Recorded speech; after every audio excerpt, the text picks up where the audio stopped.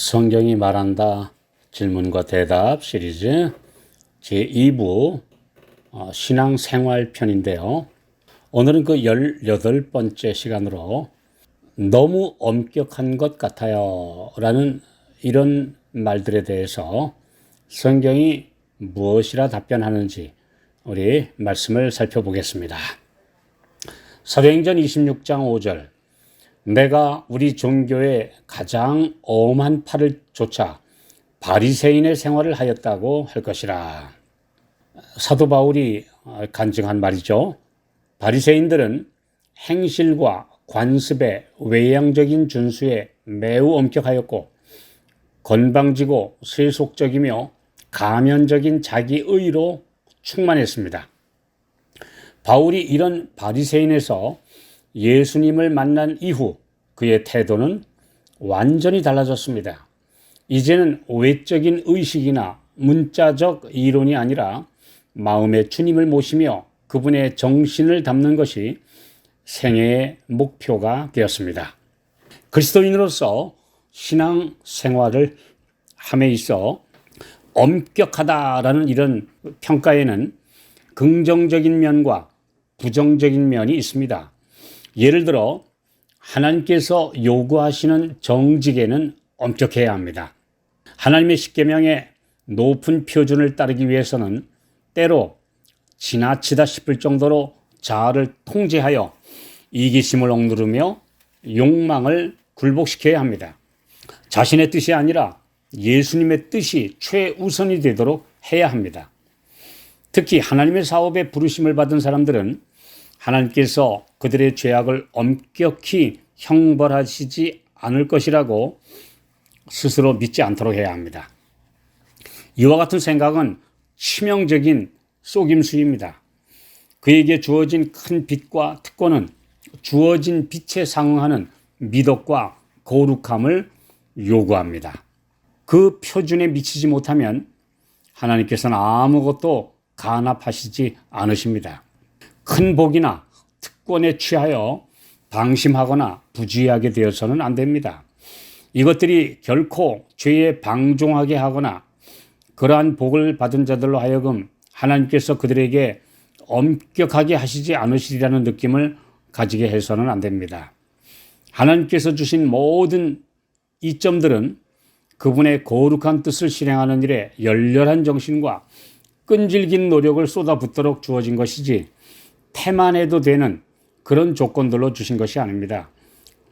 그러므로 말씀의 원칙대로 하려고 하는 분들을 너무 엄격하다 이렇게 비난하지 않도록 하셔야 합니다. 그러나 사람들의 영적이고 지적인 수준이 천차만별임에도 모든 사람에게 자신의 표준을 따르라고 하는 태도는 예수님의 정신이 아닙니다.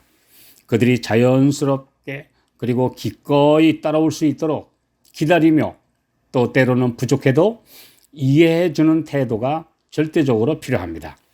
이사야 40장 11절, 그는 목자같이 양무리를 먹이시며 어린 양을 그 팔로 모아 품에 안으시며 젖먹이는 암컷들을 온순히 인도하시리로다. 교회 지도자들과 나이 많은 사람들은 어린이들이나 청소년들 그리고 신앙의 초보를 내디딘 사람들과 친해지고 사교적인 관계를 이루지 못하면서 너무 오랜 신앙을 한 자신들의 수준에 맞추도록 지나치게 엄격하게 대할 위험이 있습니다. 이런 태도는 어린 양들을 올바로 인도하는 정신이 아닙니다. 신자들이 형제들에 대하여 그리스도와 같은 사랑을 갖지 않고도 영생에 이르는 믿음을 가질 수 있다고 생각하는 것은 가장 크고도 가장 치명적인 속임수입니다. 진심으로 하나님과 이웃을 사랑하는 사람은 빛과 사랑으로 충만하게 됩니다.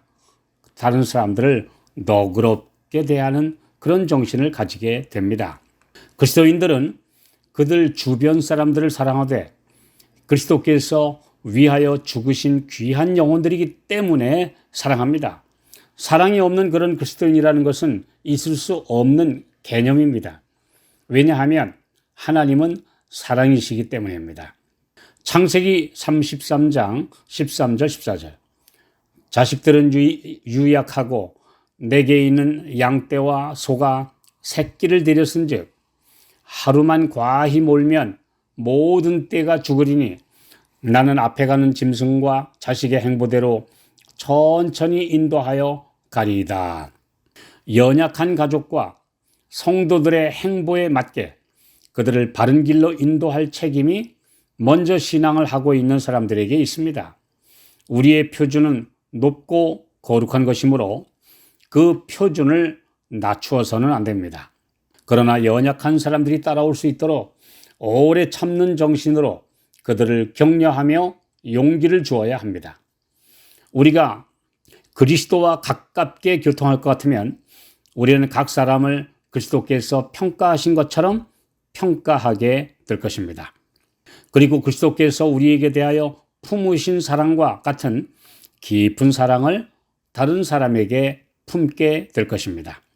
그렇게 되면 우리는 그리스도께서 위하여 죽으신 자들을 밖으로 몰아내는 대신에 더 안으로 이끌어들이고 사람을 얻을 수 있게 될 것이며 밖으로 내모는 대신에 안으로 이끌어들일 수 있게 될 것입니다.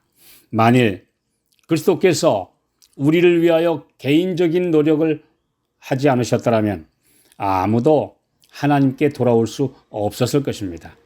우리가 영혼을 구원할 수 있는 방법도 이러한 개인적인 노력으로 되는 것입니다. 우리는 죽음으로 달려가는 자들을 보고 가만히 무관심한 태도로 평안하게 앉아있지 못할 것입니다. 그들의 죄가 클수록, 그들의 불행이 심할수록 그들을 도와서 회복시키려는 노력이 더욱 열렬해질 것이며 동정심은 더욱 깊어질 것입니다.